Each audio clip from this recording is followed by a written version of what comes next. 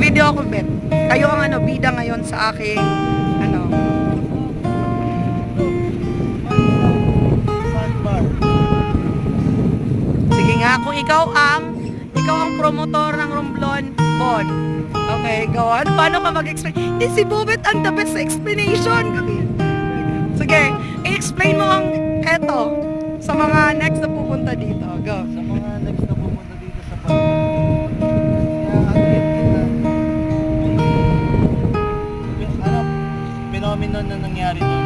Yung kasi nagko-collide yung sandbar pati yung sand. Di siya gaanong nag-mix, kaya ayaw ng sand dun sa may mga block.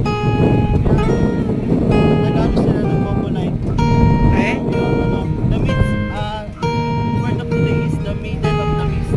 Okay. Pakita mo saan banda. Turo mo.